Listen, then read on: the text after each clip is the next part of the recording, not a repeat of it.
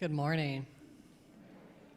My name is Andrew Coate, and I serve as the Director of Religious Education here at First Church. Nope, we're not in Jamaica Plain.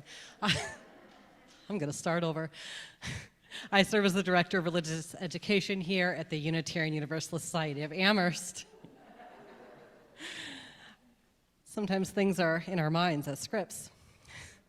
I use he, him pronouns. Welcome to you, old friends and new, young and old, in the Zoom and in the sanctuary. You, wherever you are an essential part of our celebration today. Whether today is your first or your 1,000th Sunday in our midst, we are stronger because you are with us. We are one people of many beliefs, many origins, many sexualities and genders. We are all growing, all learning, all loved. Just as you are welcome here today. Today, we are going to explore what our natural world can mean to us at different times in our lives, whether we are small children splashing in a stream with abandon, or taking long contemplative walks in the woods that you've walked 1,000 times before. Our service today is for people of all ages. There is childcare for our very youngest children provided in Classroom B downstairs. But up here, there are coloring sheets and wonderful songs and lots of time for sharing and exploring and moving during service. So children are warmly invited and encouraged to stay. If you do need a break, you are welcome to head downstairs. This morning, we will also have a time for spoken joys and sorrows. You may notice that I take my mask off to speak and then put it back on to sing. Any of our worship leaders who unmask have taken a COVID test this morning. Our congregation has made the choice to prioritize the vulnerable over the comfortable with our masking policy. It is one part of how we take care of each other. So I invite you to settle in, to take a deep breath, plant your feet on the ground, feel yourself here on the earth. Our opening words this morning are from Rabbi Jill Hammer. We went to the clearing to visit the trees, the great trees of the clearing, mother, grandmother, and daughter, sister, and faithful gatekeeper. We bless them to grow upward, to spread the wealth of earth into the air as a fan scatters breeze across the face. But when we came to the wise crone, the old dead tree wrapped in vines, escorted by milkweed and tall grass, her we blessed to grow downward, to pour her radiance back into the soil so that all would grow from her body. That day in the snow, she had the face of an owl, beak and hooded eyes. Her call could not be heard. It was beneath us, under the ground. Our chalice lighting this morning comes to us from Eric Williams.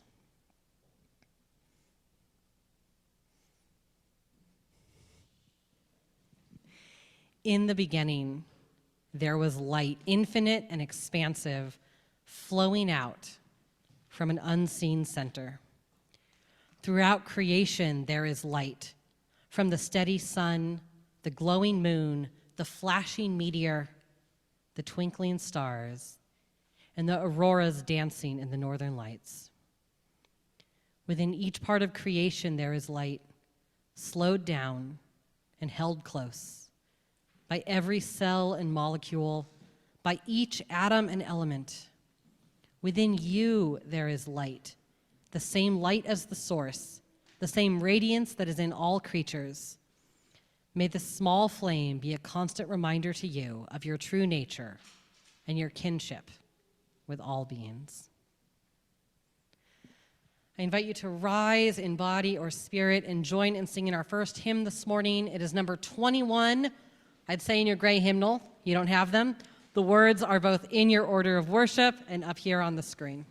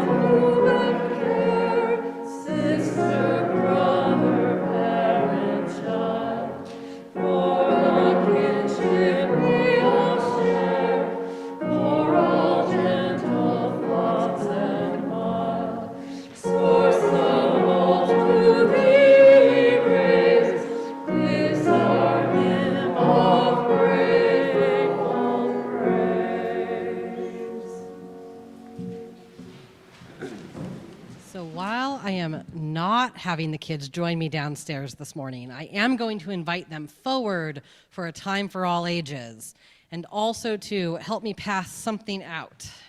It's something very special.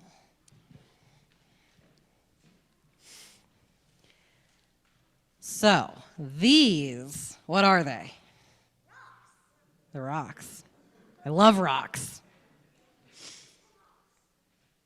Why rocks? What do you mean, why rocks? So these rocks, they actually come from not very far away. They're from the Chesterfield Gorge, the east branch of the Westfield River. So I'm going to ask the kids if they would each take, here, put your paper down, each take a handful of rocks, and I want you to go and let people pick out their own rock from your hand. So just take the first one that appeals to you. They're wet, it's just water. You can always come back and get more. So these rocks come from the Chesterfield Gorge. I'm wondering if anyone here has been there. A number of you have been there. You may have touched these rocks already. The Chesterfield Gorge has carved this dramatic canyon, these 70-foot tall walls. And it is gorgeous. And these rocks came from there. So I want you to look at your rock. Hold it in your hand. That rock is old. It's really old. Last time I did this Time for All Ages, there was a guy who worked at Harvard as a geologist, and he had some issues with my dating of rocks, so I'm not going to venture to guess how old that rock is. But that rock was around before this country was a country. That rock was around before anyone called the Westfield River the Westfield River. That rock may have, most likely was, around when glaciers covered New England. It's a really old rock. And it may have looked different at different times. If you look at your rock, maybe you see a flat piece where it broke off from a larger rock. Or perhaps your rock is worn smooth by hundreds of years of freezing and tumbling and rolling and being washed with sand and water and time. You have also changed over your lifetime, whether your lifetime has been 6 years or 96 years. Think of all of the things that happened in your life to bring you to be sitting in this place with these people right now. So I want you to raise your hand if you were born here in Amherst, Massachusetts.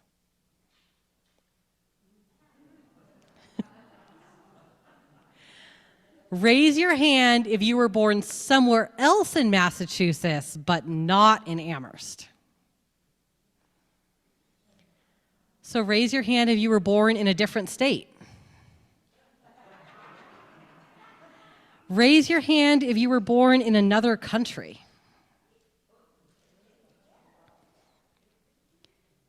Raise your hand if you have ever in your life traveled outside of Amherst. You can put your hands down. There are so many things that bring each of you into this space today, and so many things that brought that rock into your hand. It was moved by ice sheets. Fish have swum over it. It may have tumbled down cliffs, or even possibly been peed on by dinosaurs. And somehow, through all of that, all that you have been through, and all that that rock has been to, your life came together with that rock this morning. So this is my rock. This is a piece of black tourmaline from Maine. My friends and I exchanged rocks when we graduated from college. And I've had this piece of rock with me, sometimes in a box in the basement, sometimes in my pocket, to remind me of a place that was special to me. Tourmaline is the official mineral of the state of Maine, a thing I did not know states had until I was in college. But it helps me remember those happy memories and sometimes just fidget with during exceptionally exciting finance meetings.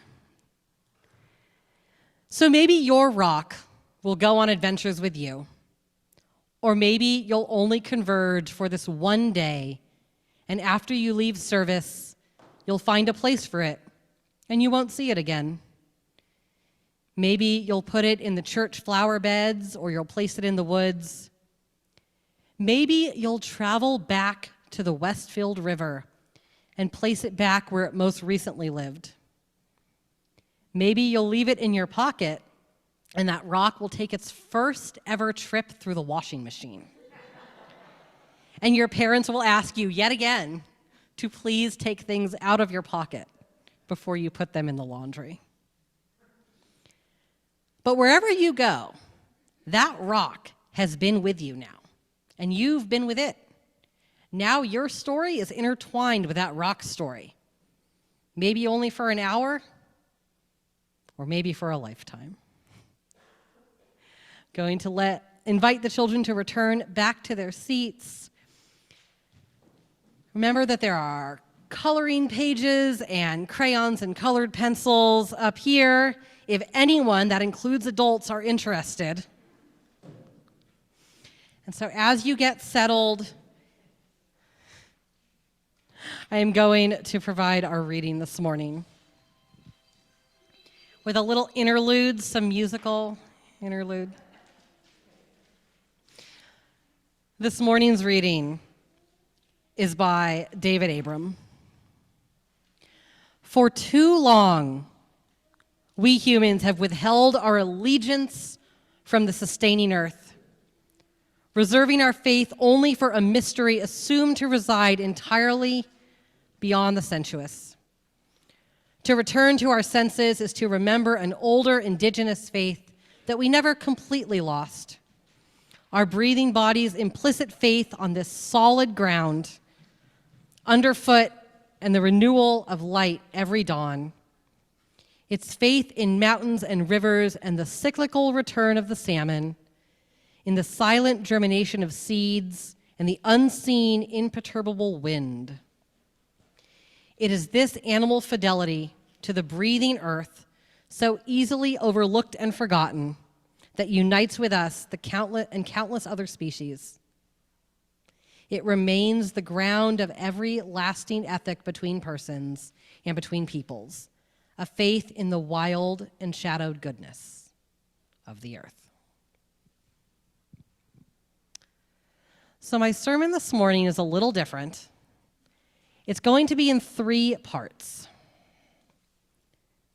There should be an image. There we go. So my grandparents had a tree in their yard. This tree, in fact. Now that might not seem strange when I mention it, but my grandparents lived in a not great suburb of Los Angeles. And the fact that they had a yard at all was pretty cool. Much less a yard with a really great climbing tree. This is a picture I took from Google Earth, a screenshot I took just a couple of nights ago. And I'm so happy to see that my tree is still standing, because I loved that tree. I spent hours in that tree during the summers. Every morning in the summer, my mother, who worked in the Superior Courts of Los Angeles, would drop me off at my grandparents' house before she went on to her job. She was a court reporter. She is a court reporter. She would drop me off on her way to work,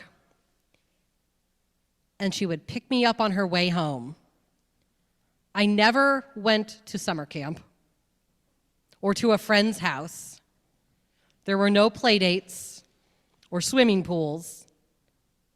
Even the beach, which was a few miles from home, was strictly reserved for the weekends with my parents.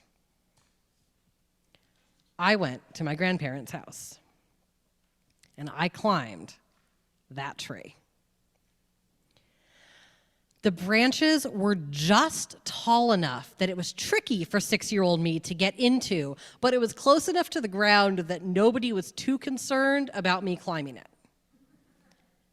I had a basket that I'd tie a rope to and loop that rope over a branch, and that way I could bring everything up into my tree. Library books, lunch, snacks, things I was trying to keep from my younger and older siblings. See, no one else really cared about this tree, which made it even better, because it was my tree. My older brother would never climb a tree, and my younger siblings were too short, and I refused to get them a stool. Also, the tree was right there. It was in the front yard. I didn't have to trek far to get to my tree. There was nothing keeping me from my tree. No one had to drive me anywhere. And I would go on these vast, imaginary adventures with my tree, usually inspired by whatever books I was reading at the time. I would climb as high as I felt like could hold me and feel the thrill of being higher than anyone else, despite the fact that I was not quite as high as the roof. I had absolutely unbridled fun in my tree, summer after summer, vacation day after vacation day. Anytime I was at my grandparents' house, I was in my tree. And then we started approaching my 10th birthday. And my grandfather, whom I loved, he offered to find me someone to build a tree house in my tree for my birthday present. He figured I would be thrilled. What kid doesn't want a tree house? Now, like I said, I loved my grandfather, but he was offering to turn my tiny little bit of wilderness, the most fun toy in the entire world that my younger siblings could not get into a common jungle gym. I was aghast. I told him in no uncertain terms, would my tree be hammered into? She was too special to me, and she didn't want to be a house. She was a tree. As so often happened in my childhood, my grandfather looked at me, slightly confused, nodded his head, said okay, and he went back to sitting at the kitchen table, playing solitaire, and listening to his slightly out-of-tune radio. My life in my tree carried on longer than would make sense. I was still climbing that tree regularly when I was in high school, reading books in it during the summers. I studied for my SATs in the tree. That tree was where I learned that nature could be fun. It could be without challenge or change. It didn't need to be made into something else in order for me to experience it. It was just a tree, living its life as a tree. And I was a kid, being a kid, having fun in that tree. And so I would like to invite you to close your eyes for a moment and think of a few words about a time you had fun in nature. Maybe it was a long time ago, maybe it was more recent, a time when you experienced just the joy of being outside.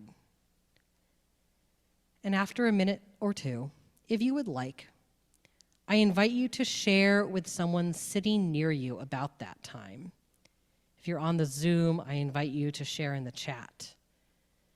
And when I strike the chime, I invite you to come back together with a song that the choir will teach us.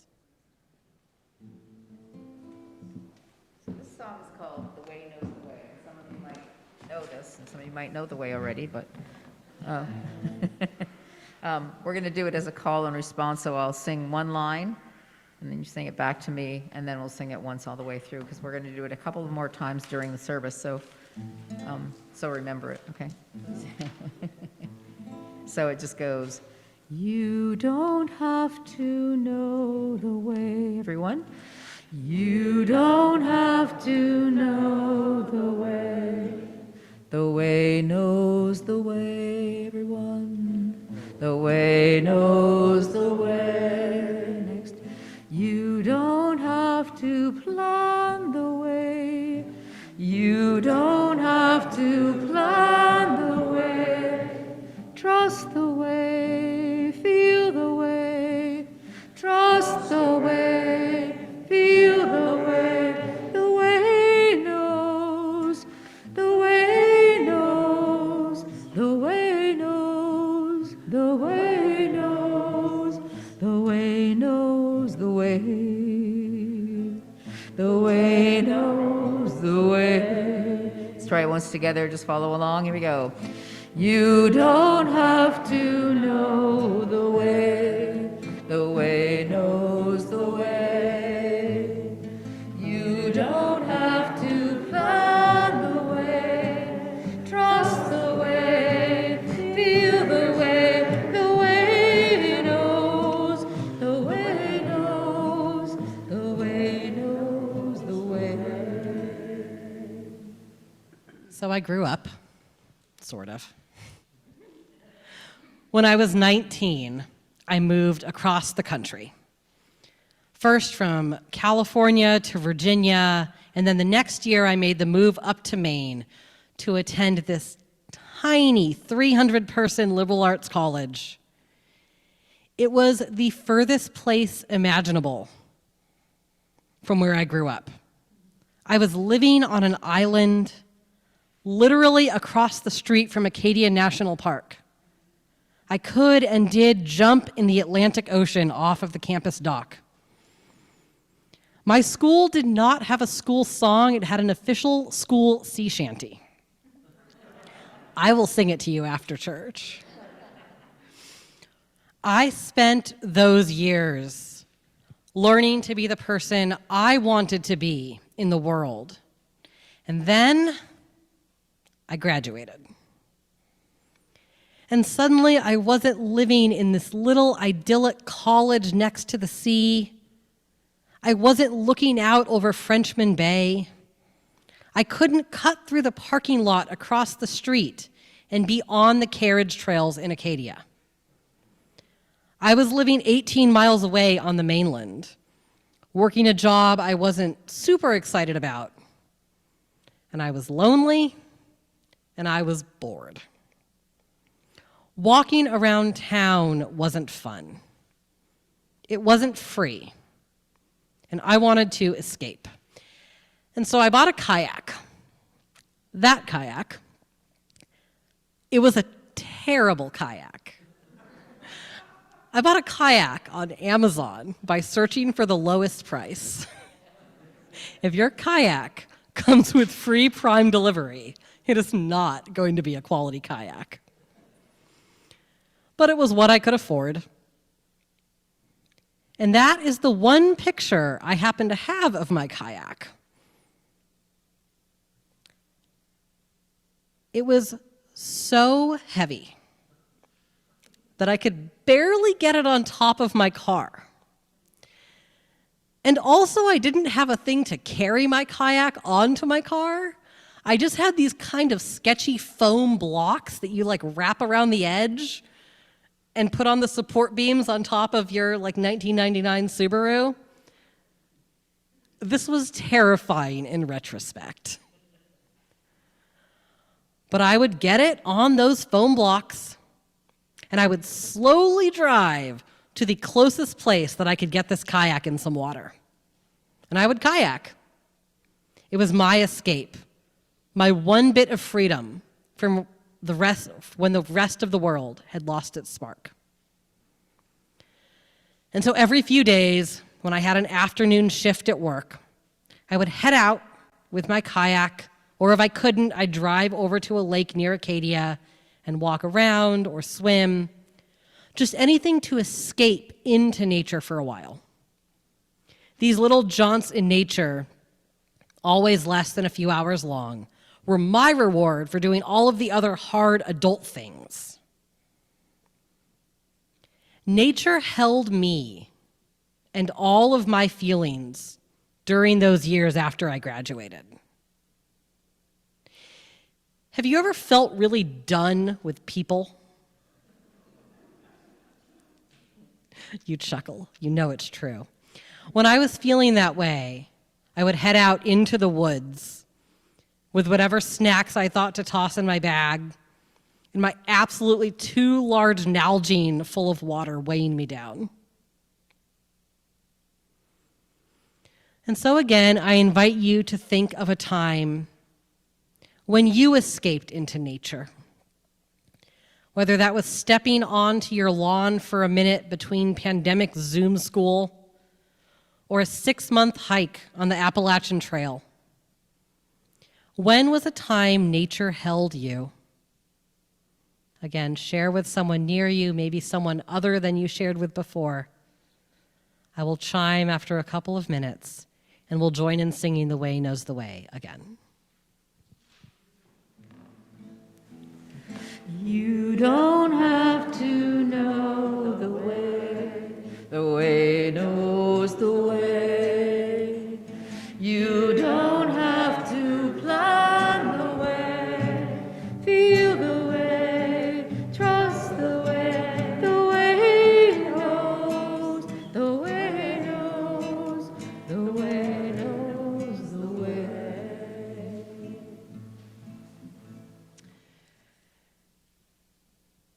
And so here we are.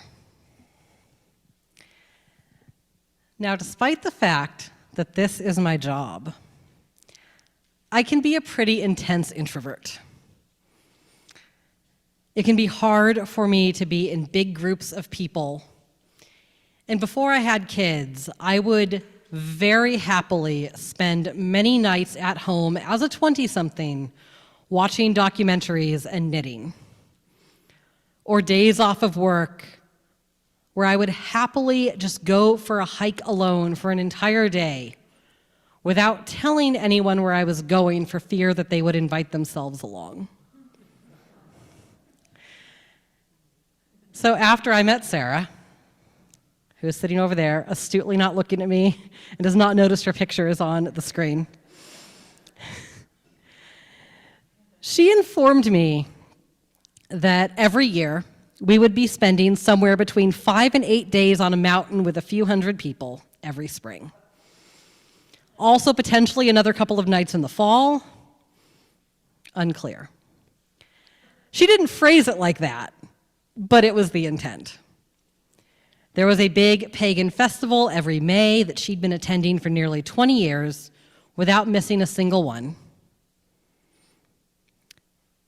Now, the mountain part sounded great. The hundreds of people sounded harder. And that first time that I went with her, it was hard. I only knew a small handful of people, and I desperately wanted alone time. And people kept talking to me. So many people. And so at first, I was going for Sarah and for our family. It meant a lot to her that we were there, and therefore it was important to me, even with all of the chaos of actually getting there and being there. But every time we drove up that mountain road, I grew a little closer to it.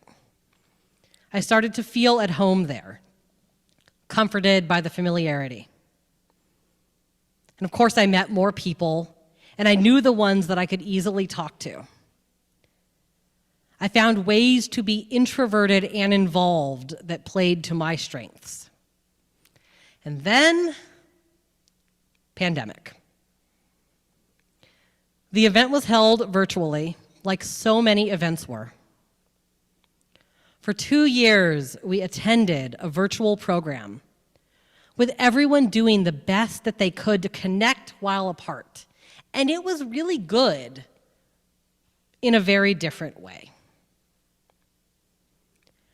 I tried to tell myself how much easier it was that we had our house and our things and our kids could sleep in their beds. We were at home, and it was logistically easier. I never once while at home woke up with a slug on my pillow. But I also missed being on that mountain more than I had expected. And so last year, when we drove up that rutted camp road, all of the stress of packing for 3 small children and 2 adults to spend a week on a mountain without a washing machine melted away. Just for an instant, I suddenly felt home. Not a home away from home, not an escape, not vacation.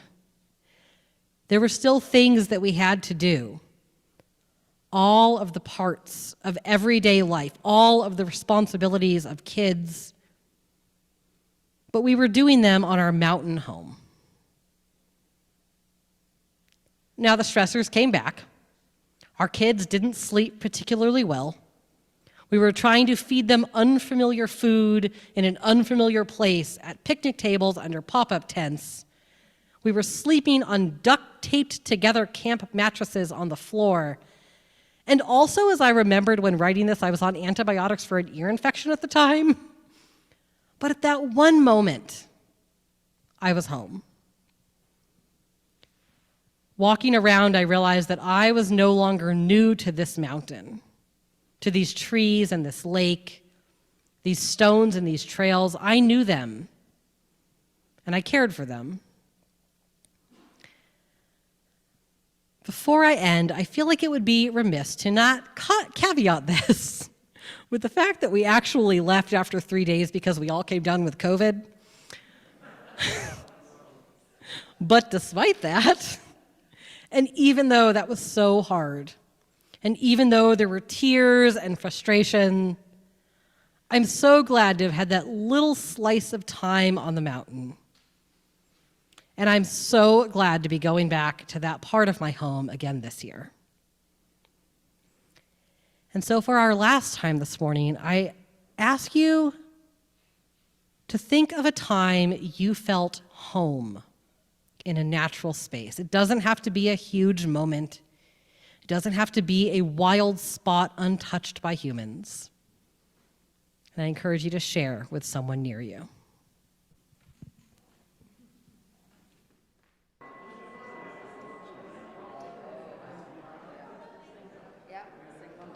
Okay.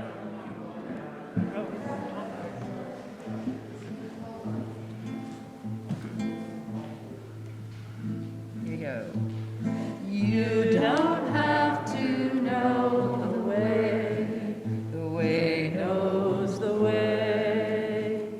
You don't have to plan the way, trust the way, feel the way knows, the way knows, the way knows the way.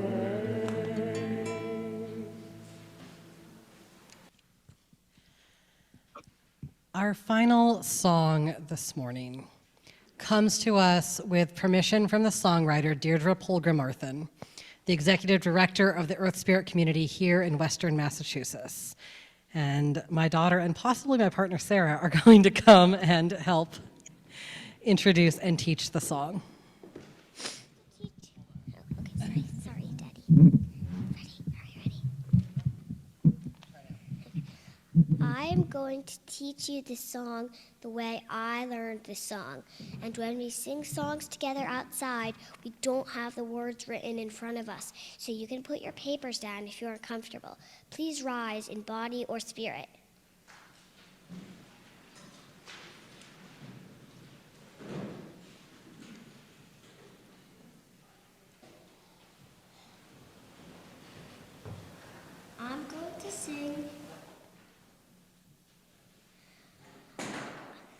I'm going to sing the first 2 lines, and then you sing them back to me. Then I'll sing the second 2 lines, then you sing those back. Then we'll sing it all through together once, and after that, Brenda and the choir will join in. In the circle of earth and sky, my heart flies to yours. We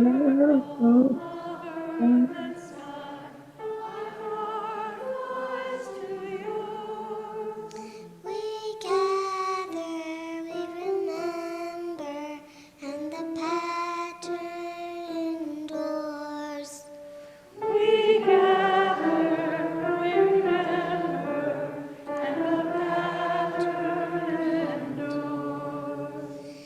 In this circle of earth and sky, my heart flies to yours. We gather, we remember, and the pattern endures.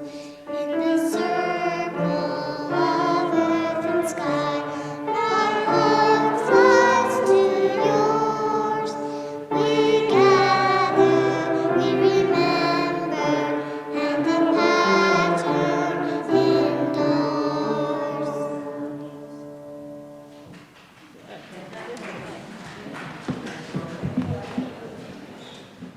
I invite you to join me in extinguishing our chalice with the words printed, maybe in your order of worship, but definitely here on the screen.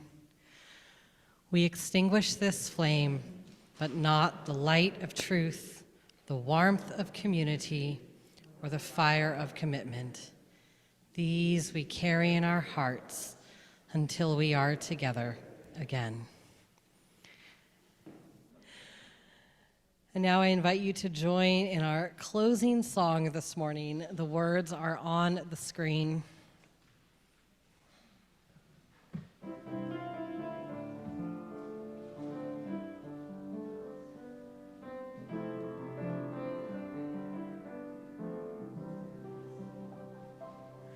This day we come once more together as winds of earth